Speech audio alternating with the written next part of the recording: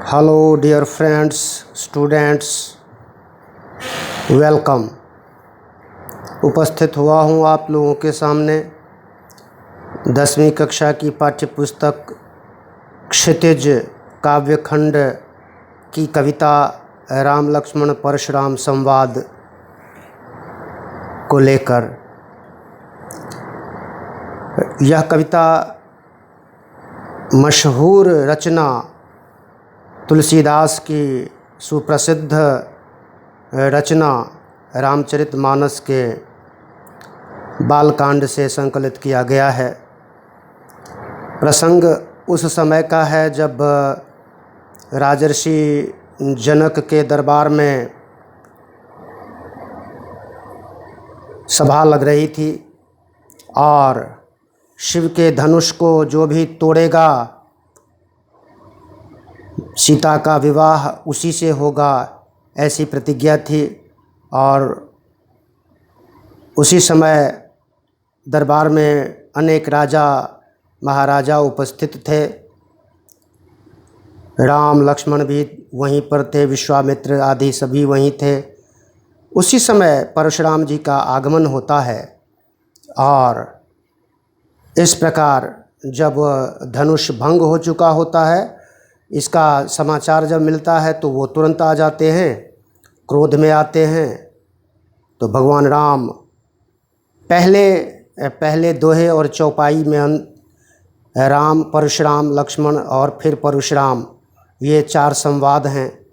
राम भगवान ने परशुराम से कहा है कि इसको तोड़ने वाला, इस शिव धनुष को तोड़ने वाला कोई आपका दास ही होगा, आपका सेवक ही होगा, है ना। आप किस कारण से आए हैं, कृपया करके आप बताएं। राम की यह बात सुनकर ऋषि परशुराम बहुत क्रोधित हुए और बोले कि सेवक तो वो होता है जो वास्तव में सेवा करे, सेवक वो नहीं होता जो दुश्मनों जैसा काम करे और लड़ाई झगड़े करे। अरी मतलब दुश्मनों की जैसी जिसकी करनी है वो सेवक कैसे हो सकता है। इसलिए आप बताओ, सुनो मेरी बात। जिस किसी ने भी यह शिव का धनुष तोड़ा है वो सहस्रबाहु, कार्तवीर्य सहस्रबाहु नाम के राजा के समान मेरा दुश्मन है। यहाँ एक अलग कहानी है, मैं बाद में इस सहस्रबाहु और परशुराम के बारे में बताऊंगा आपको डिस्क्रिप्शन बॉक्स में, उसको ज़रूर देखिएगा, है ना। फिर इन्होंने सभी तरह से जो भी अपना गुस्सा था परशुराम का उन्होंने प्रकट किया। उनकी बात सुनकर लक्ष्मण जो है मन ही मन मुस्कुराने लगे और बोले अवमानना के साथ, कुछ व्यंग्य तंज कसते हुए। ऋषि परशुराम की बात सुनकर लक्ष्मण को तंज कसना आया और उन्होंने कहा कि हमने लड़कपन में, बचपन में ऐसे बहुत सारे धनुष तोड़ दिए हैं, है ना। इस तरह से किसी ने हम पर कोई गुस्सा तो किया नहीं कभी। जिस प्रकार का गुस्सा आप हम पर दिखा रहे हो वैसा गुस्सा बचपन में जितने भी धनुष हमने पता नहीं खिलौने की तरह तोड़ दिए होंगे, है ना। आपकी ममता इस धनुष पर इतनी ज़्यादा क्यों है, आप ये बताएं।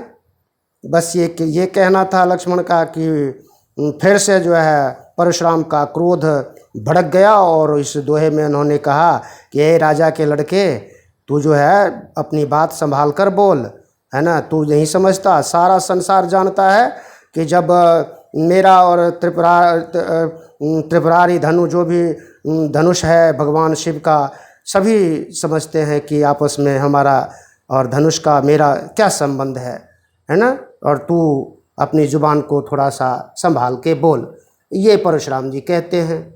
इस बात पर और तंज कसते हैं। अगले चौपाई में लक्ष्मण परशुराम, है ना, को कहते हैं कि हमारे लिए तो चाहे वो त्रिपुरारी शिवजी का धनुष हो या किसी और का धनुष हो, सारे धनुष एक समान हैं।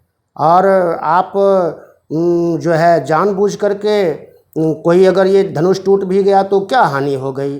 राम भगवान ने तो सिर्फ एक काणी नज़र डाली इस पर और छूते ही यह शिव धनुष टूट गया, है ना।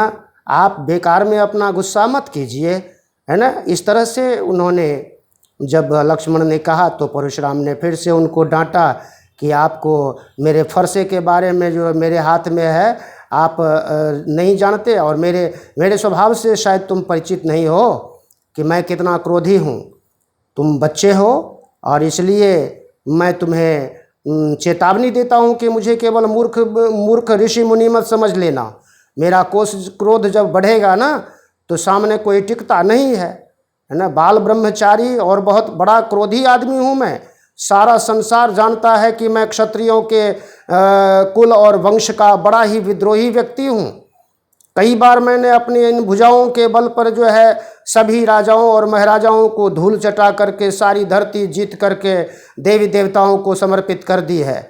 और सहस्रबाहु के समान जो है मैंने जिसको हराया, है ना, जिसका वध कर दिया मैंने, देख इसी फरसे से मैंने किया। देख ए राजकुमार, मेरे फरसे को देख।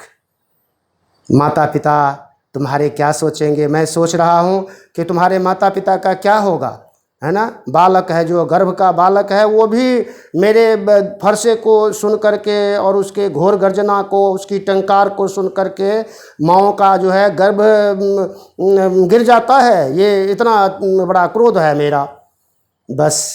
और लक्ष्मण जी ने और तंज कसा, हंसते हुए बोले, है ना, अरे बाप रे, आप तो बहुत बड़े महायोद्धा हैं, बहुत ही अभिमानी हैं, और मुझे आप बार बार अपना फरसा दिखा रहे हैं। मानिए कि आप जो है एक फूंक मार करके मुझ जैसे पहाड़ को उड़ा देना चाहते हैं। भैया, आप लक्ष्मण का ये इतना कहना था।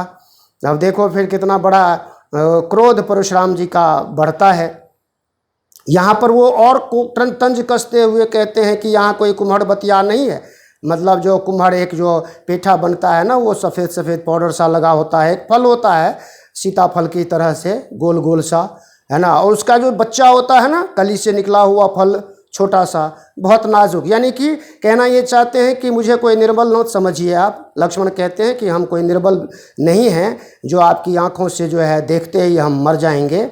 अपने बाण और सरासन को देखिए, है ना। हमने बहुत कुछ देखा है संसार में, बहुत सारे योद्धा देखे हैं, और बहुत सारा क्रोध मैंने अपने अंदर छिपा के रखा हुआ है ना। हमारे कुल की ये रीति है, हमारे खानदान की ये रीति है कि देवताओं और जो लोग होते हैं, भगवान के भक्त होते हैं, और गायें जो होती हैं, इन पर हमारे कुल का कोई भी व्यक्ति कभी भी अपनी वीरता नहीं दिखाता।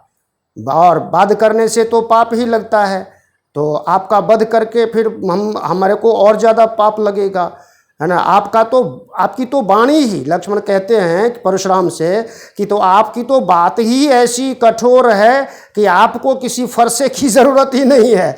आपकी बातें ही बस फरसे के समान है ना। जो आप इस तरह से दिखा रहे हो, बोल रहे हो, आप अपना धैर्य धरें। और फिर भी अब धैर्य कैसे धरना था?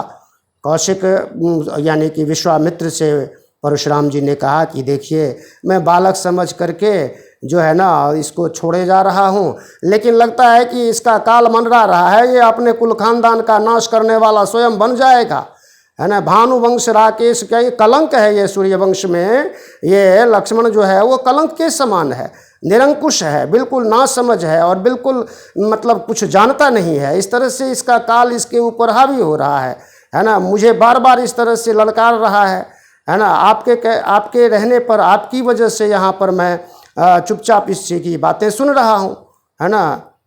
तो फिर से लक्ष्मण कहते हैं कि आपका जो यश है, आपकी जो कीर्ति है मुनिवर, ये तो सारा संसार जानता है।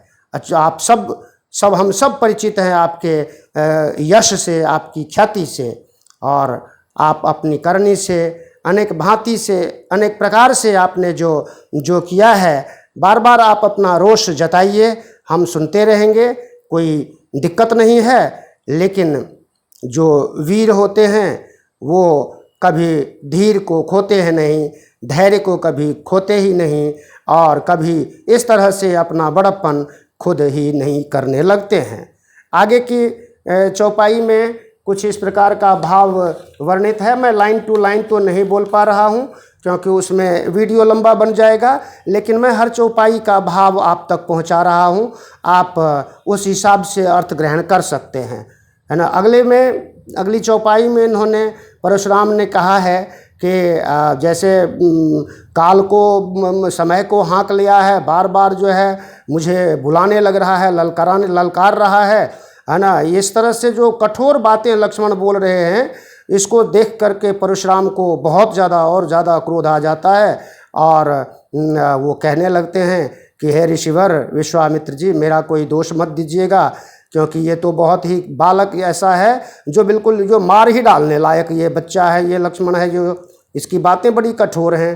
बालक बहुत है और बोलता बहुत कठोर है, और ये मरने के लिए खुद तैयार हो रहा है ना। मुझे आप माफ़ कीजिएगा, मैं इसका वध कर डालूंगा, ये बहुत बोलने लग रहा है ना। ये आप देख लीजिए। उन्होंने अपना फरसा संभाल लिया। वो क्रोधित तो थे और उनके अंदर कोई करुणा भी नहीं थी। वो कह रहे थे कि करुणा भी नहीं है, मेरा जब क्रोध 7वें आसमान पे आएगा तो मैं इस बालक का वध कर डालूंगा, है ना। फिर इस तरह से अगले चौपाई में उन्होंने ये बात कही है ना। और फिर से लक्ष्मण और परशुराम ने जो है लक्ष्मण ने और गुस्सा चढ़ाया उनको। कहु लखन पुनि सीलु तुम्हारा, को नहीं जान विदित संसारा। आपका स्वभाव तो ये सारा संसार जानता है ना।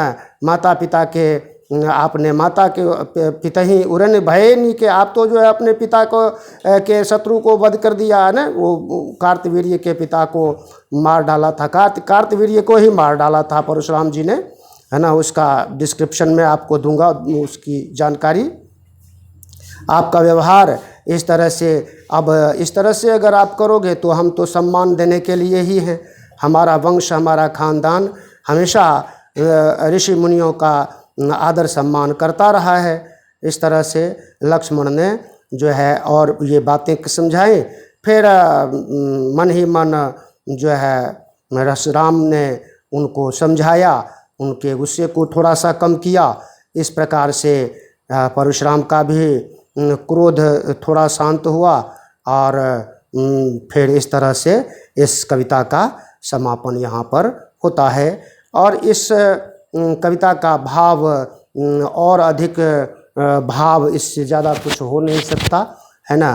प्रश्नों के उत्तर आप अपने शब्दों में लिखें और अधिक जानकारी के लिए और कुछ और जो इसमें कार्तवीर्य और उसकी जानकारी है डिस्क्रिप्शन बॉक्स में मिल जाएगी।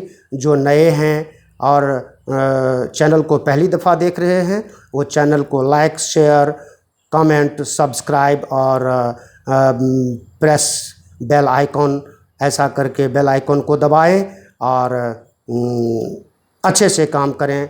मेरे चैनल को सब्सक्राइब करें। धन्यवाद, नमस्कार।